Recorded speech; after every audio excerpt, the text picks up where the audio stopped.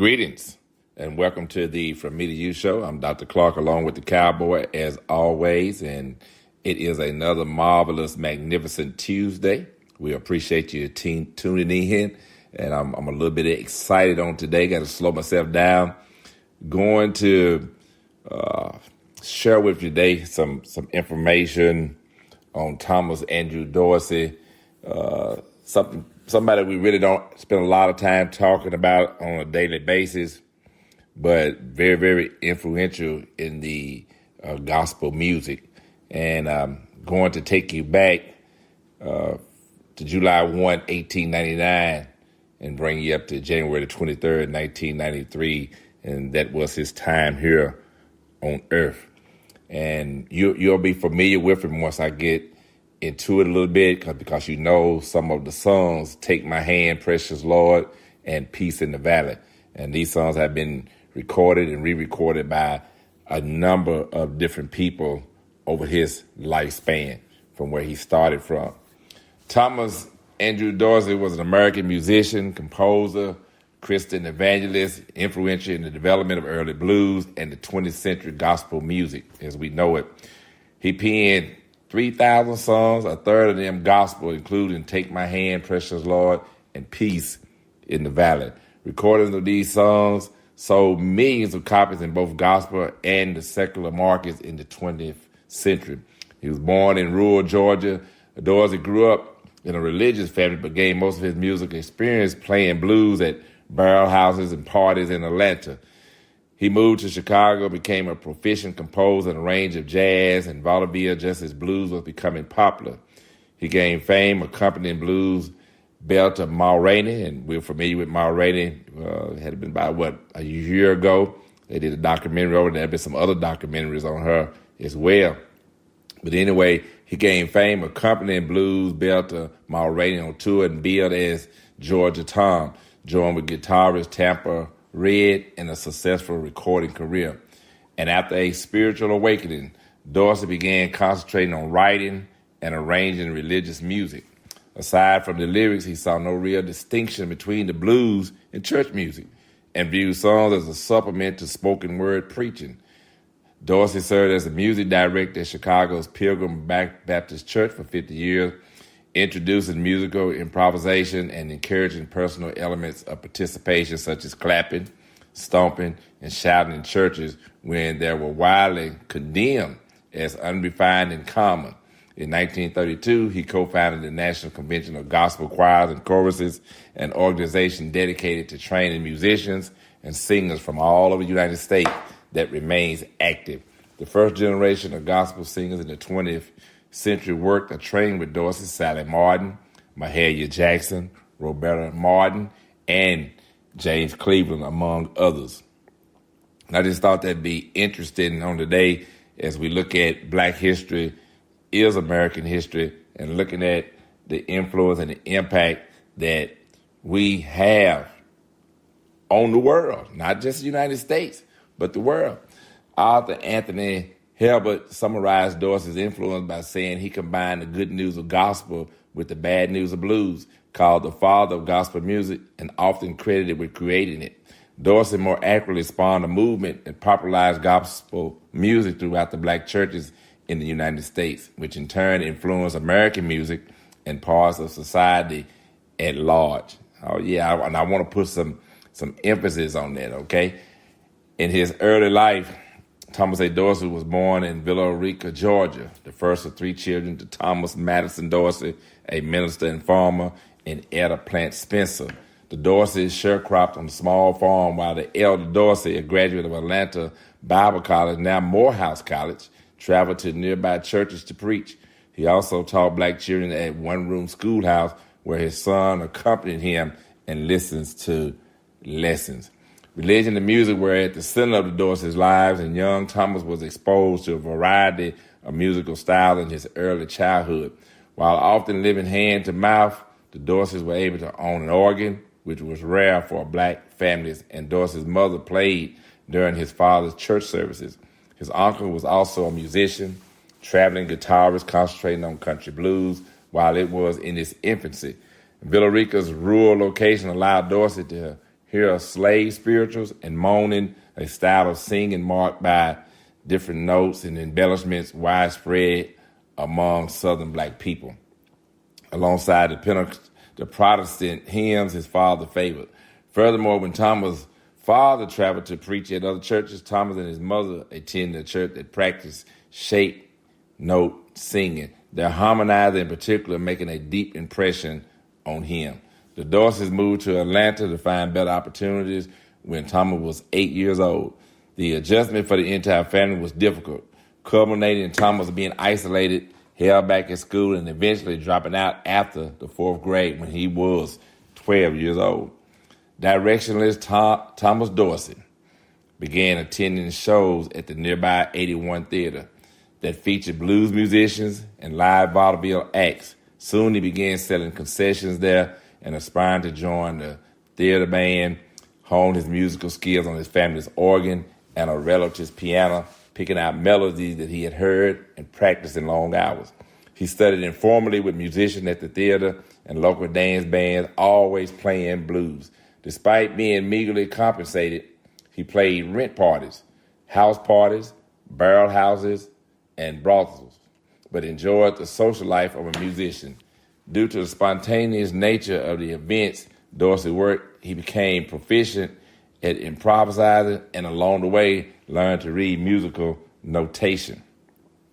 And just getting a little background on Thomas A. Dorsey, something for Black history is American history. And I don't know, I might do 3 or 4 more of these before the month of February is out, but I do want you to keep in mind that Black history is every day, all day and every day. And you are a part of that. And even now, sometimes we don't think about it, but you are part of it right now. You have an opportunity to contribute in your life and create a legacy. Seeking a greater challenge, Dorsey relocated to Chicago in 1919, where he learned that his style of playing was unfashionable compared to the newer up-tempo styles of jazz. Encountering more competition for jobs and with his concentration primarily on blues, Dorsey turned to composing, copywriting his first song in 1920, titled "If You Don't Believe, I'm Leaving." That was his first song that he copyrighted in 1920. "If you don't believe, I'm leaving." You can count the days I'm gone. In doing so, he became one of the first musicians to copyright blues music. And I just wanted to put some emphasis on that because he had already caught on to what a lot of artists and everything are still catching on to and have caught on to, and that is to get that copyright so you can get those royalties, you get that paperwork done behind the creating of the song, and where you have ownership. And he plugged into that right away with that copywriting and having ownership of his songs. And then we know that other people went on to sing his songs. Dorsey seemed ambivalent about writing church music until 1921, when he was inspired by W.M. Nick's rendition of "I Do, Don't You." After hearing him perform at the National Baptist Convention, Nick's elongated some notes to emphasize specific syllables and words and sped up others. Dorsey found appeal in the freedom and potential that came with improvising within established hymns, allowing singers and musicians to infuse more emotion, particularly joy and elation, into their performances to move congregations. Upon hearing Nick sing, Dorsey was overcome, later recalling that his heart was inspired to become a great singer and work in the kingdom of the Lord and impress people just as this great singer did that Sunday morning. The experience prompted him to copyright his first religious song in 1922. And the song was "If I Don't Get There," a composition in the style of Charles Tindley, whom Dorsey idolized. Sacred music could not sustain him financially, however, so he continued to work in blues. See, a lot of times you got to know a person's life story and know how it does impact the song. It does impact the music. All right. 2 of his secular songs were recorded by Monette Moore and another by Joe King Oliver, ensuring Dorsey a place as one of Chicago's top blues composers. His reputation led him to become a music arranger for Paramount Records and the Chicago Music Publishing Company. In 1923, he became the pianist and leader of the Wildcats Jazz Band, accompanying Gertrude Mulroney, a charismatic and bawdy blues shouter who sang about lost love and hard times. Rainey interacted with her audiences, who were often so enthralled they stood up and shouted back at her while she sang. The night Rainey opened at Chicago's largest black theater, Dorsey is remembered as the most exciting moment in my life. And I quote, Dorsey worked with Rainey and her band for 2 years, wherein he composed and arranged her music in the blues style he was accustomed to, as well as vaudeville and jazz to please audiences' tastes. In 1925, he married Nettie Harper, who Rainey hired as a wardrobe mistress despite her inexperience, so she could join Dorsey on tour. And he wanted his wife to be with him as he traveled, and she learned a whole lot in that role and about the business and everything as being a wardrobe mistress and all those other things that go along with the traveling. Transition to gospel music. I'm going to put a little highlight in here on Thomas Rainey. Thomas Rainey enjoyed enormous popularity touring with a hectic schedule. But beginning in 1926, Dorsey was plagued by a 2-year period of deep depression, even contemplating suicide. He experienced a spiritual reinvigoration of sorts in 1928 while attending a church service with his sister-in-law. Dorsey claimed the minister who prayed over him pulled a live serpent from his throat, prompting his immediate recovery. Thereafter, he vowed to concentrate all his efforts in gospel music. After the death of a close friend, Dorsey was inspired to write his first religious song with a blues influence.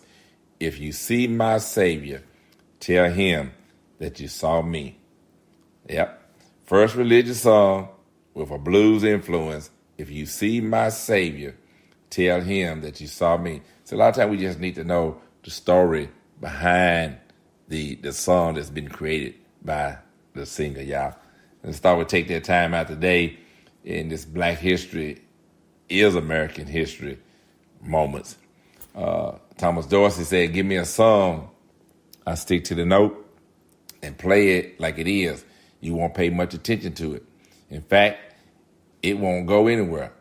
You got to always have something, a little trick, a little embellishment, or something. I don't go and take it just straight. I got to put something in it to get over. See, that's what we're talking about right there. And that was his approach to it.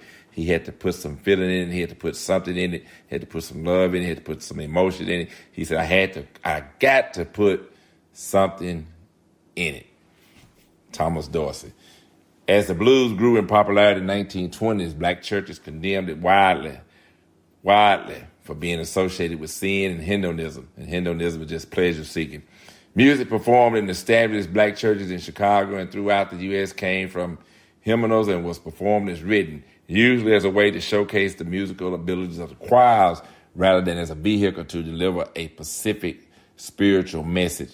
Many churches saw prestige in their musical offerings, which were often ornate and sophisticated liturgical compositions by classical European composers such as Handel's Messiah, 1742, Mozart's 1773, personal expressions such as clapping, stomping, and improvising with lyrics, rhythm, and melody were actively discouraged as being unrefined and degrading to the music and the singer. And that's what was going on during those 20s, all right? So we get a little background on it. We have a better understanding. We see how we got to the clapping, the stomping, improvising with the lyrics, the rhythm, the melody, expressing yourself in the service. Nothing wrong with that. Nothing wrong. Just giving you some history here. Black history is American history, y'all. Dorsey tried to market his new sacred music by printing thousands of copies of his songs to sell directly to churches and publishers, even going door to door, but he was ultimately unsuccessful. He returned to blues, recording It's Tight Like That with guitarist Hudson Tampa Red Whitaker, despite his misgivings over the suggestive lyrics. The record sold more than 7 million copies And then that's what he was talking about. When he was doing his gospel music, it was hard to get people to take heed, and he would even go door to door selling his own copies of the music so they could play directly in the churches and everything. Then he went back to his blues, and he writes the song, It's Tight Like That. He gets the guitarist Hudson Tampa Red Whitaker, and then, boom, they sell 7 million copies of that song. That's what he was talking about. Billed as Tampa Red and Georgia Tom and the famous Holcomb Boys, the duo found great success together, eventually collaborating on 60 songs between 1928 and 1932, and coining the term Holcomb to describe their guitar-piano combination with simple, racy lyrics. And that was the style that they did when they were doing their blues between the 1928 and 1932, having those 60 songs. Unsure if gospel music could sustain him, Dorsey was nonetheless pleased to discover he made an impression at the National Baptist Convention in 1930 when, unknown to him, Willie Mae Forrest Smith sang, If You See My Savior. Remember me talking about that earlier? And now Willie Mae Forrest Smith sang, If You See My Savior. During a morning meeting, she was asked to sing it twice more. The response was so enthusiastic that Dorsey sold 4,000 print copies of his song. So I said a lot of times you just got to stay with what it is that God has for you to do. And that's for all of us. You may not get everybody, but you'll get somebody, all right?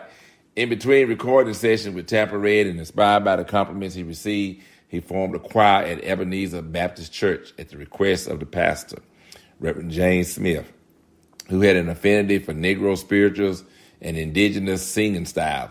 Dorsey and Ebenezer's music director, Theodore Fry, trained the new chorus to deliver his song with a gospel blues sound. Lively, joyous, theatrical performances with embellished and elongated notes, accentuated with rhythmic clapping and shouts. At their debut, Fry strutted up and down the aisles and sang back and forth with the chorus. And at one point, Dorsey jumped up from the piano stool in excitement and stood as he played.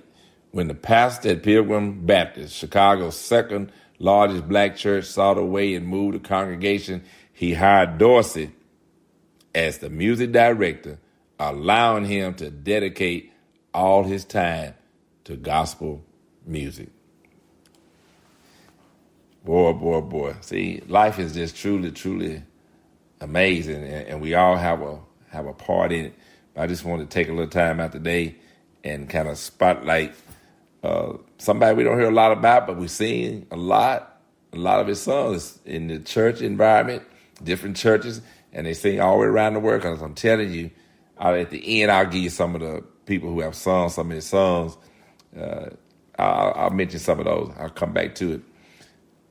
This new style began to catch on in Chicago, and Dorsey's musical partners, Theodore Fry, Magnolia Lewis Butts, and Henry Carruthers, urged him to organize a convention where musicians could learn gospel blues.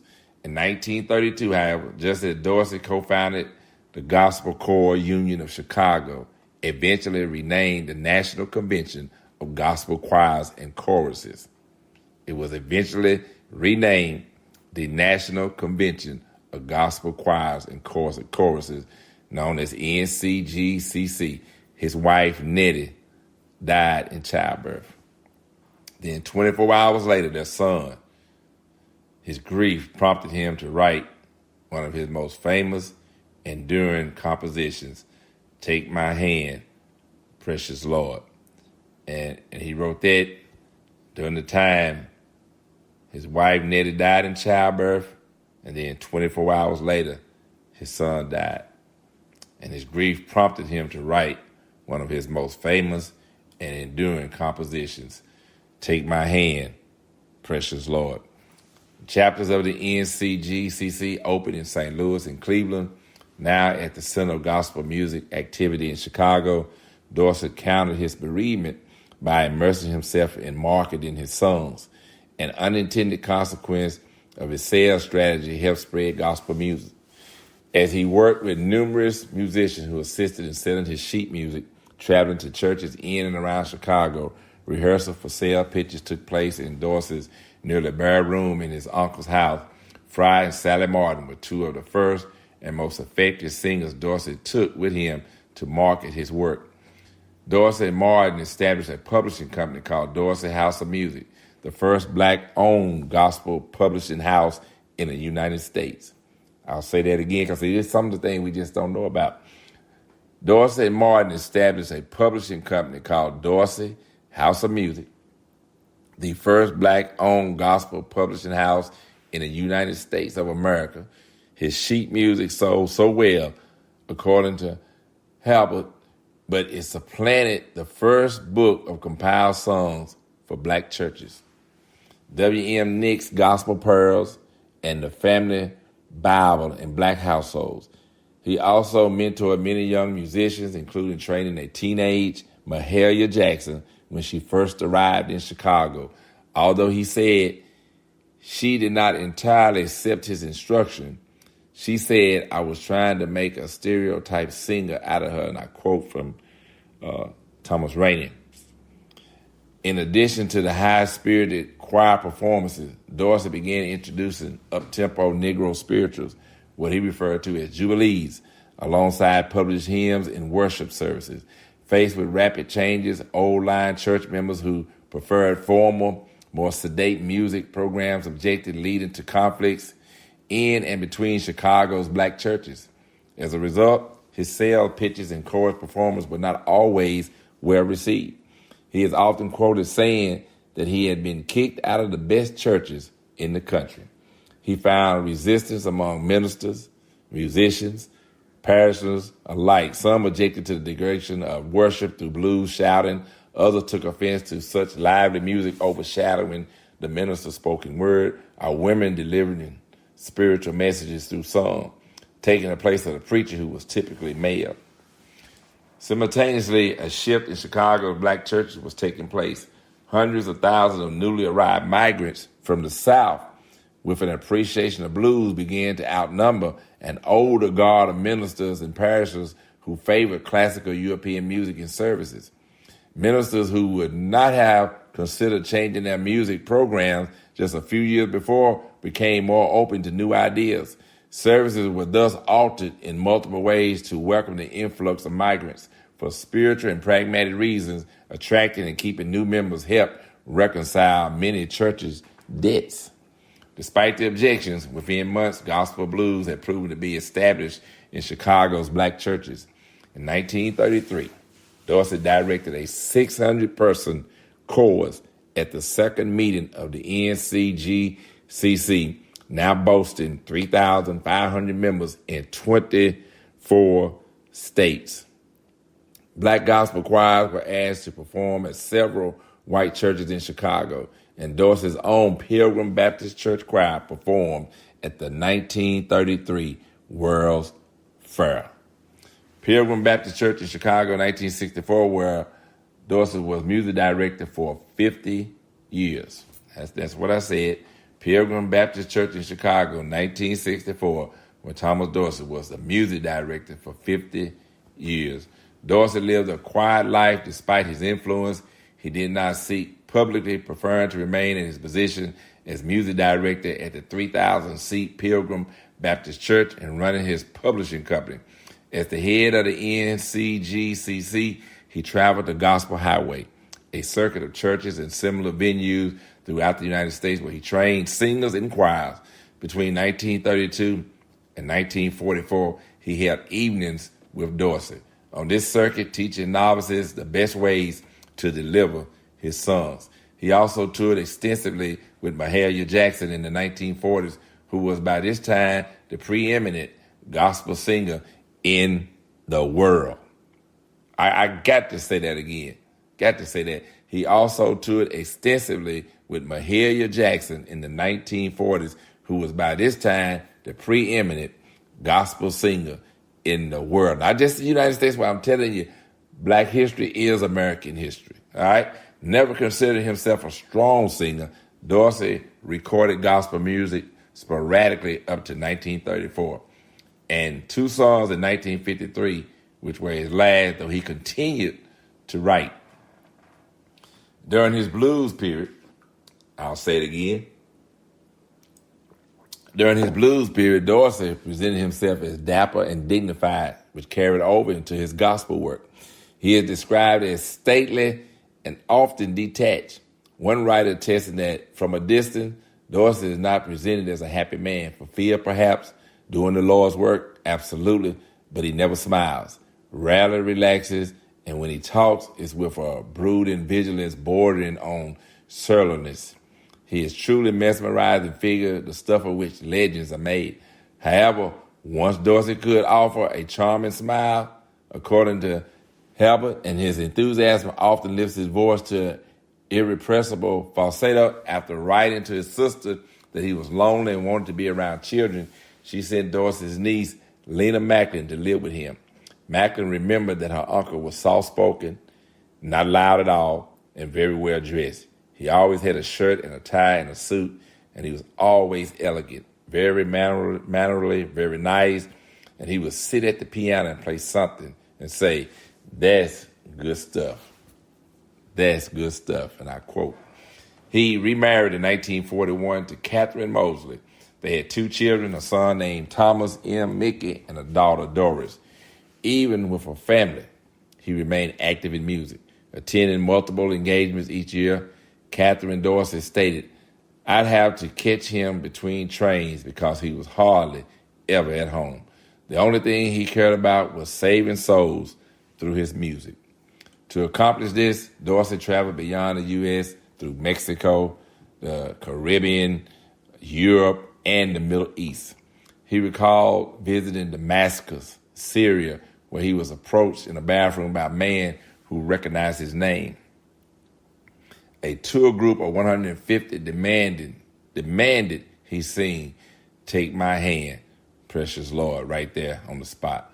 Obliging, Dorsey began, but the multinational group took over, and they knew it in Damascus too. See, all over the world, they knew his music, they knew that song, they knew the effect. "Take My Hand, Precious Lord." Here he is right now in Damascus, Syria, and the people that know the song. All right, Dorsey began, but the multinational group took over, and they knew it in Damascus too.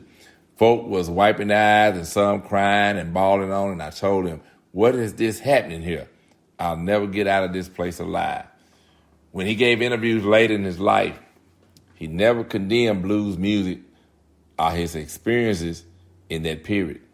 He remained in contact with his friends and fellow blues musicians, saying, "I'm not ashamed of my blues. It's all the same talent. A beat is a beat, whatever it is." Dorsey began to slow down in the 70s, eventually showing symptoms of Alzheimer's disease.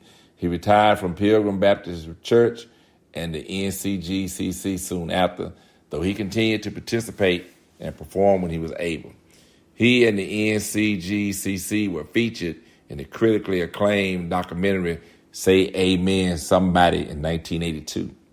The 1981 meeting featured in the film was the last convention he was able to attend. Dorsey died of Alzheimer's in 1993, listening to music on a Walkman. He is buried at Oakwood Cemetery in Chicago. Gospel historian Horace Boyer writes that gospel music has no more imposing figure than Dorsey, and the Cambridge Companion to Blues and Gospel Music states that he defined the genre. Folklorist Alan Lomax claimed that Dorsey literally invented gospel. In Living Blues, Jim O'Neill compares Dorsey in gospel to W.C. Handy, who was the first and most influential blues composer, with the notable difference that Dorsey developed his tradition from within rather than discovering it from an outsider's vantage point.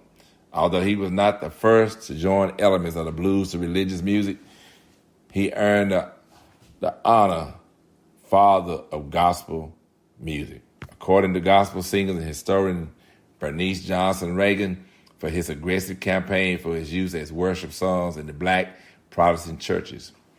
Throughout his career, Dorsey composed more than 1,000 gospel songs and 2,000 blues songs, an achievement Mahalia Jackson considered equal to Irving Berlin's body of work. The manager of a gospel quartet active in the 1930s stated the songs written by Dorsey and other songwriters copying him spread so far in such a short time that they were called Dorseys. Horace Boyer attributed this popularity to simple but beautiful melodies, unimposing harmonies, and room for improvisation within the music.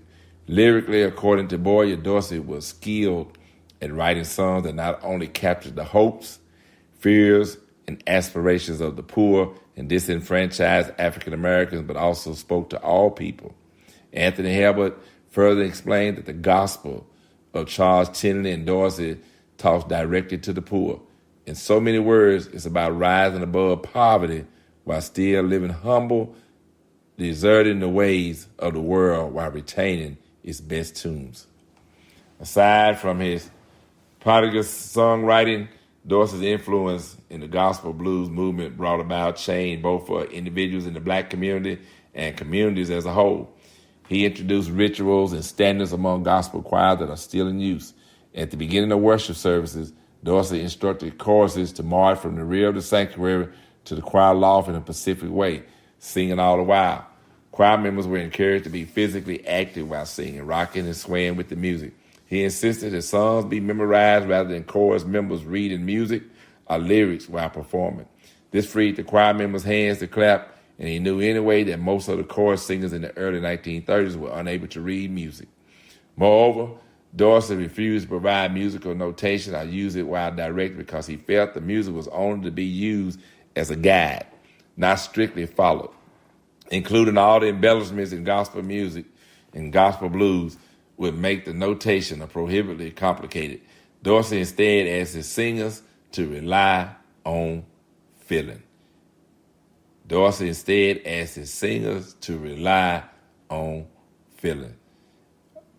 I think about all these blue-collar people who had to deal with Jim Crow. Meager salaries, and yet the maid who cleaned up somebody else's house all week long, the porter, the chauffeur, the gardener, the cook, were nobody. They had to sit in the back of the bus. They were denied their rights. But when they walked into their church on Sunday morning and put on a robe and went down that aisle and stood on that choir stand, the maid became and when she stood before her church of 500 to 1,000, 2,000 people, she knew she was somebody. And I think the choir meant so much to those people because for a few hours on Sunday, they were royalty. And that was a quote I just thought I would interject that from the gospel singer, Donald Vales, making an observation in black history is American history. While presiding over rehearsals, Dorsey was strict and businesslike. He demanded that members attend practice regularly and that they should live their lives by the same standards promoted in their songs. For women, that included not wearing makeup. Choruses were stocked primarily with women, often untrained singers with whom Dorsey worked personally, encouraging many women who had little to no participation in church before to become active. And similarly, the NCGCC in 1933 is described by Dorsey biographer Michael W. Harris as a women's movement, as 9 of the 13 presiding officer positions were held by women. And due to Dorsey's influence, the definition of gospel music shifted away from sacred song compositions to religious music that causes a physical release of pain and suffering, particularly in black churches.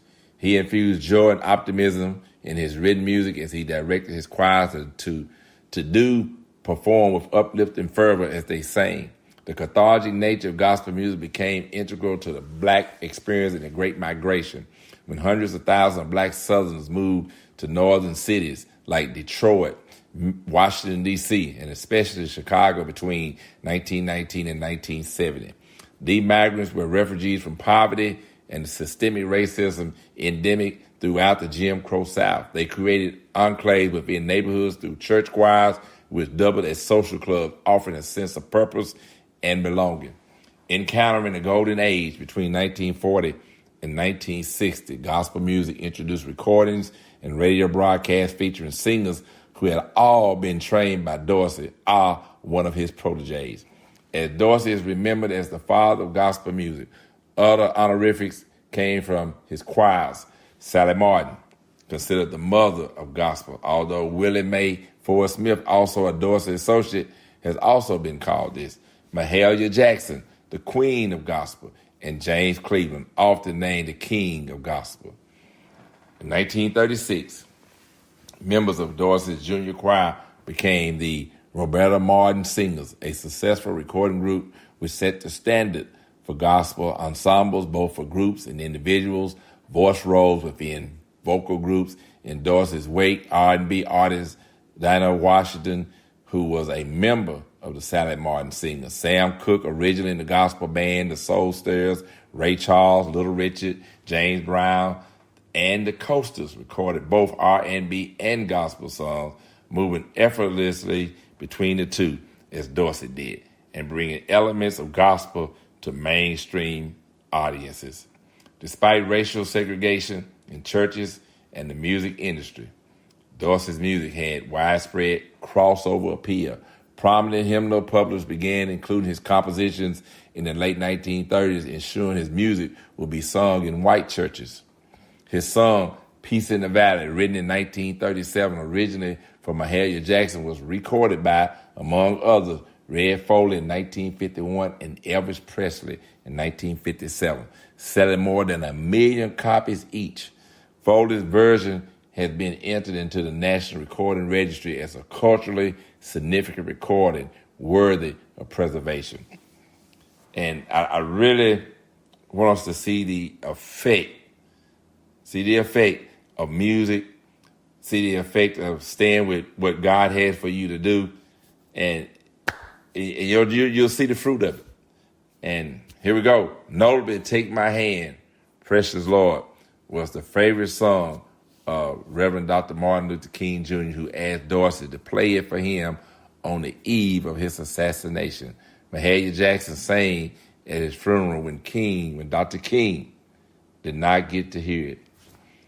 Anthony Halbert writes that the few days following his death, Precious Lord seemed the truest song in America, the last poignant cry of nonviolence before a night of storm that showed no sign of ending. 4 years later, Aretha Franklin sang it at Jackson's funeral. Since its debut, it has been translated into 50 languages. Chicago held its first gospel music festival as a tribute to Dorsey in 1985. It has taken place each year since then, though he never returned to his hometown. Efforts to honor Dorsey in Villa Rica, Georgia, began a week after his death. Mount Prospect Baptist Church, where his father preached and Dorsey learned music at his mother's organ, was declared a historic site by the city. A historical marker was placed at the location where his family's house once stood. The Thomas A. Dorsey Birthplace and Gospel Heritage Festival, established in 1994, remains active. And as of 2020, the National Convention of Gospel Choirs and Choruses had 50 chapters around the world. And I want this to sink in. And I told you that this impact not only in America and the United States, but the whole world. He said, notably, Take My Hand, Precious Lord was the favorite song of Reverend Dr. Martin Luther King Jr., who asked Dorsey to play it for him on the eve of his assassination. Mahalia Jackson sang at his funeral when Dr. King did not get to hear it. See how things connect? Anthony Halbert writes that the few days following his death, Precious Lord seemed the truest song in America, the last poignant cry of nonviolence before a night of storm that shows no sign of ending. And then 4 years later, Aretha Franklin sang it at Mahalia Jackson's funeral. Since its debut, it has been translated. That song has been translated. Take My Hand, Precious Lord has been translated into 50 different languages. That's all over the world, y'all. I told you I would give you a few little highlights and things. Let me do that right there. Let me see. Honors, Nashville Songwriters Hall of Fame, inducted in 1979. Some of the honors that Thomas Dorsey received: Georgia Music Hall of Fame, inducted in 1981. the Gospel Hall of Fame, inducted in 1982, Governor's Award for the Arts in Chicago, given in 1985, National Trustees Award from the National Academy of Recording Arts and Sciences, given in 1992, National Recording Registry, sound recordings considered culturally, historically, or aesthetically significant by the Library of Congress. These songs are If I Could Hear My Mother Pray Again, 1934, added in 2007, recorded by Dorsey, written by John Whitfield Vaughan in 1922. Peace in the Valley by Red Foley and the Sunshine Boys in 1951 was added in 2006. Precious Lord, new recordings of the great songs of Thomas A. Dorsey by various artists, 1973, added in 2002. Blues Hall of Fame performer inducted in 2018. And then the song he started out with is Tight Like That, classic, a blues recording, single, or album track, inducted in 2014. Future Blues by Willie Brown, classic, a blues recording, single, or album track, inducted 2021, based on 2021, based on Last Minute Blues, written by Dorsey, recorded by Ma Rainey. And I just wanted to highlight some of those things from his life, some of the honors, and those different things like that. Precious Lord, take my hand, lead me on, let me stand. I am tired, I am weak, I'm worn through the storm, through the night, lead me on to the light. Take my hand, precious Lord, and lead me home. Many hymns are conceived in the throes of tragedy. Precious Lord was written in Chicago in 1932, following the death of Thomas Dorsey's wife, Nettie, and infant son during childbirth. Dorsey was born in Georgia. His father was a Baptist preacher, and his mother a piano teacher, known as the father of black gospel music. Dorsey combined African-American church hymns, such as those by Methodist minister Charles A. Tindley, 1851 and 1933, with blues and jazz. This worldly combination was not without controversy at first, but set the tone for gospel music for decades to come.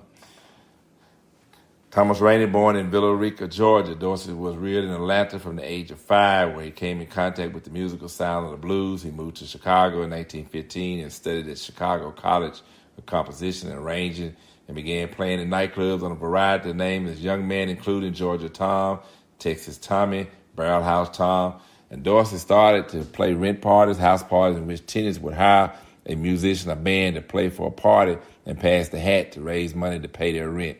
The rent party played a major role in the development of jazz and blues music. Dorsey put together the Wildcats Jazz Band to play for Ma Rainey in 1925. His wife, Nettie, was Rainey's wardrobe mistress. After suffering a severe illness in 1926, Dorsey was converted in 1928, became active in Pilgrim Baptist Church in Chicago. Beginning in 1932, he served as the church choir director. Of his 1,000 musical works, at least 200 were gospel songs. He promoted the gospel song through the formation of the National Association of Gospel Choirs and Choruses, serving as the organization president. Black musicians during the pre-civil rights era often formed their own publishing companies in order to make their music available. He began the Thomas A. Dorsey Gospel Music Publishing Company, a publisher of inexpensive gospel blues music, sheet music, and handed to the piano players. And even though he had hundreds of jazz and blues songs to his credit, he turned to gospel music, one of the first to use that term following the tragic death of Nettie and their infant son in 1932. Dorsey provides an account of the circumstances surrounding the composition of this famous song. Back in 1932, I was 32 years old and a fairly new husband. My wife, Nettie, and I were living in a little apartment on Chicago's South Side. One hot August afternoon, I had to go to St. Louis, where I was to be featured soloist at a large revival meeting. I didn't want to go. Nettie was in the last month of pregnancy with our first child, but a lot of people were expecting me in St. Louis. In the steaming St. Louis heat, the crowd called on me to sing again and again. When I finally sat down, a messenger boy ran up with a Western Union telegram.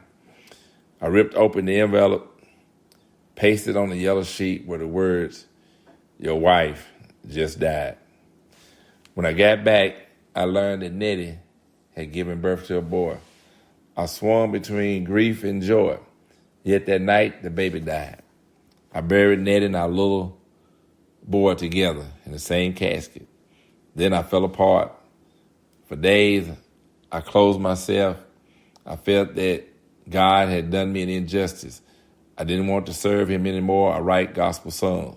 I just wanted to go back to that jazz world I once knew so well. But still, I was lost in grief. Everyone was kind to me, especially a friend, Professor Fry, who seemed to know what I needed. On the following Saturday evening, he took me up to Malone's Pearl College, a neighborhood music school. It was quiet. The late evening sun crept through the curtained windows. I sat down at the piano, and my hands began to browse over the keys. Dorsey remembered an old pentatonic five-note melody from his Sunday school days, Matlin United Methodist Hymnal number 424 by George Allen, 1812-1877, paired with the text, "Must Jesus bear the cross alone?" Arranging this tune and adding his own words, Precious Lord became the most famous of his many gospel songs. He gave the song to Fry, who introduced it to the choir at Atlanta's Ebenezer Baptist Church the next Sunday, an event that Dorsey later remarked tore up the church. Reverend Dr. Martin Luther King Sr. was the pastor of Ebenezer at this time, beginning his ministry there in 1931. The three stanzas capture the grief not only of Dorsey, but also of any who have suffered significant loss. The incipit, our opening line of stanza 1, Precious Lord, take my hand, indicates a suffering soul that is reaching out. The singer acknowledges that they are at the end of their rope. I'm tired, I'm weak, I'm worn. Perhaps Dorsey was referring to the gospel according to Matthew chapter 8, verse 23 through 27, the narrative where Christ stills the storm when he penned, "Through the storm, through the night, lead me on to the light." Then stanza 2 draws upon the imagery of journey, one in which the way grows drear. The traveler cries out and once again reaches for the hand of Christ. The third stanza begins when the darkness appears, reminiscent of Psalm 23, verse 4. Yea, though I walk through the valley of the shadow of death, by the time we reach the third stanza, the terrain has changed from a stormy sea, stanza 1, a long road, stanza 2, to a river of hope, stanza 3. Upon seeing "At the river I stand," the singer reaches at last the final destination, the symbolic Jordan River. Each stanza concludes effectively with the refrain, "Take my hand, precious Lord, lead me home." Perhaps an image of the Good Shepherd in the Gospel according to John. Precious Lord has been recorded by many famous singers, including Elvis Presley, Mahalia Jackson, Roy Rogers, Tennessee Ernie Ford. Reverend Dr. Martin Luther King Jr. drew inspiration from this, his favorite song. It was sung at the rally in Memphis the night before the civil rights leader's assassination. President Lyndon B. Johnson requested that Precious Lord be sung at his funeral. Dorsey was the first African-American elected to the Nashville Songwriters Hall of Fame and the Gospel Music Association's Living Hall of Fame. Fisk University houses his archives, as well as those of noted musicians W.C. Handy and George Gershwin. And just wanted to get that in on today. Black history is American history, and wanted just to spotlight some of those things for us, just to see what's really going on in some moments in Black history. And if we don't take time out like this ourselves, then we won't ever know the full story. I really wanted to get in and get some background leading up to that song and the life of Thomas A. Dorsey. Let me switch gears just a little bit, still staying in the Black history is American history. Want to look at Harlem Renaissance for just a little bit here. The Harlem Renaissance is a cultural revolution. As the dust of the 19th century gave way to the dawn of the 20th century, America was teetering on the edge of a profound transformation. The Great Migration was underway with African Americans leaving the rural South in droves, seeking better opportunities and a reprieve from the Jim Crow's laws oppression. They set their sights on northern cities, and it was Harlem, New York, that would become the epicenter of an unprecedented cultural awakening. That's why I said a cultural revolution. Picture Harlem in the 1920s, a vibrant tapestry of jazz clubs, literary salons, art galleries, where the sounds of Louis Armstrong's trumpet and the words of Langston Hughes' poetry mingled in the air like a promise of a new era. This was the Harlem Renaissance, a period when black artists, writers, musicians, and thinkers converged to forge a new black identity, one that would challenge the racist stereotypes and assert their rightful place in the American narrative. What spurred this cultural explosion? To understand the Harlem Renaissance, we must acknowledge the First World War's role in reshaping society. I'm going to say that again. To understand the Harlem Renaissance, we must acknowledge the First World War's role in reshaping society. That First World War, the war had demanded manpower, drawing African Americans into industrial jobs that were previously unattainable. It was not merely a shift in demographic, but a seismic shift in consciousness. Returning black veterans, having fought for democracy abroad, were unwilling to return to second-class citizenship at home. Their restlessness fueled a broader quest for racial equality and artistic expression. The Renaissance was not an isolated phenomenon. It was a collective expression of a people defying the legacy of slavery. The blues, born from the sorrow of the past, now captured the complexity of black life, while jazz, with its improvisational brilliance, became the soundtrack of newfound freedom. Writers like Zora Neale Hurston, Claude McKay delved into the black experience with an authenticity that was both raw and captivating. Their works did not merely mirror society, they transformed it. Have you ever stood before a painting and felt as if it spoke directly to your soul? The art of Aaron Douglas and others did just that, reflecting the hopes and struggles of the black community through powerful visuals. They painted not just what they saw, but what they envisioned, a future unfettered by the chains of systemic racism. Transitioning from the past to the present, it becomes clear that the Harlem Renaissance set the stage for civil rights and contemporary black culture. The seeds planted during that fertile period of cultural rebirth have blossomed into the movements we witness today.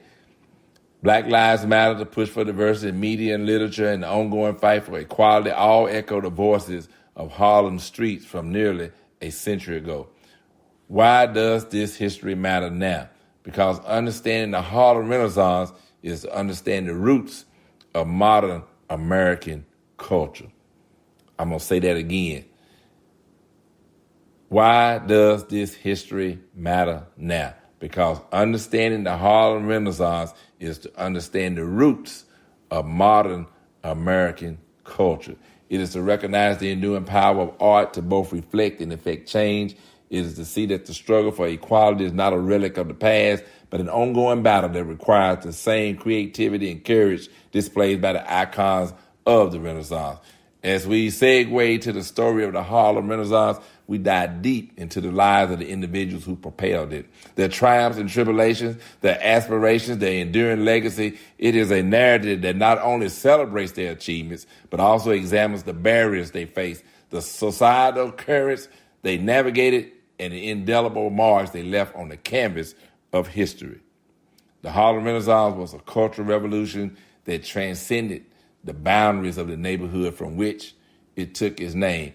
It was a clarion call for recognition, a declaration of black excellence, and a deviant stand against the tide of racial injustice. The echoes of this revolution are still heard today, reminding us that while the context may change, the quest for a world where art and identity are celebrated and all their forms remain as relevant and vital as ever. In the pages of history, and those things that follow, we get an opportunity to relive the Harlem Renaissance splendor, exploring the interplay of race and art and politics that define an era of continue to influence the present. It is a journey through time that offers wisdom for today and hope for a future where the value of cultural expression is recognized as a cornerstone of our shared humanity. Ooh, boy, I tell you, as we look at how the Harlem Renaissance reshaped America, boy, yeah, I just wanted to share that with you a little bit today. Let me pick another area to comment on. I put it like that, to comment on the civil rights era as we march toward equality. Just a little history today, a little history lesson today. That's all. Black history is American history. In the deep crucible of the American South, when the sky is heavy with the threat of violence and the weight of generation-long oppression, a movement began to stir. It was in Montgomery, Alabama, where a seamstress and a preacher ignited a firestorm of activism that would sweep across the nation, burning away the underbrush of segregation and lighting the path towards civil rights. The year was 1955, and the seamstress was Rosa Parks. Her refusal to surrender her seat to a white passenger on the city bus was the spark. The preacher, a young Reverend Dr. Martin Luther King Jr., would fan the flames with his eloquent calls for nonviolent protest and his vision of a society where children would not be judged by the color of their skin, but by the content of their character. This was the setting for a pivotal chapter in the long struggle for equality, a chapter that would come to be known as the Montgomery bus boycott. As we let us reflect for a moment on the gravity of the challenge faced by Parks, King, and their contemporaries. Segregation was not merely a series of laws, it was an institution as firmly rooted in the Southern way of life as cotton in its fields. To challenge it was to challenge the very identity of the South. Yet, challenge it they did with a strategy that combined legal action, economic pressure, and a mass mobilization of the African-American community. The approach was as simple in concept as it was in complex in execution. A boycott of the Montgomery City buses, black citizens of Montgomery would walk, carpool, find any means necessary other than the bus to travel. This method of protest would not be a swift outburst of anger, but a sustained campaign stretching over 381 days. It demanded coordination, communication, and above all, courage. The boycotters were met with harassment, violence, and legal reprisal, but they held firm. The results of their steadfastness were as profound as they were inspiring. The U.S. Supreme Court ultimately declared segregation on public buses unconstitutional, a decision that reverberated across the nation, signaling that the machinery of the segregation was not invincible. The boycott also capitulated Reverend Dr. Martin Luther King Jr. to national prominence and laid the groundwork for future civil rights campaigns, including the Selma to Montgomery marches and Birmingham campaign. And as we analyze this momentous victory, we must contemplate both his monumental achievements and the criticisms it faced. Some argue that the focus on desegregation did not adequately address the underlying economic disparities. Others felt that the pace of change was too slow. Yet the boycott's legacy is unassailable as it demonstrated the power of collective action, nonviolent resistance, and principles that will continue to shape the civil rights movement. That is why we have to have our history. We have to have our history. You have to have a foundation. You have to know your roots. Just wanted to spend a little time on today, doing a little history, trying to get inside it just a little bit deeper than the surface. I'll put it like that. Let me leave you with this. Visual aids of the era, such as photographs of the crowded carpools out of empty buses, serve as a stark reminders of the personal costs and communal efforts that define the boycott. These images capture the essence of the struggle, the unity, and determination of a people resolved to claim their rightful place in society. The Montgomery bus boycott is but one chapter in a larger narrative of the civil rights movement, a narrative filled with heroes and heroines, tragedies and triumphs. It connects to the overarching theme of the quest for equality and the enduring struggle against systemic injustice. So as we continue to turn the pages of history, we must ask ourselves, what lessons can we draw from the boycott that apply to our present structures? to our present struggles? How can the strategies and principles of the past inform our actions in the continuing fight for social justice? I'm Dr. Clark, along with the Cowboy. We appreciate you listening in to For Me to You show every Tuesday right here on WLCD 98.7 FM. And you can also tune in on the app, and we'll be right here. It's another beautiful day, and as always, life is good. You just have to have something to compare it to.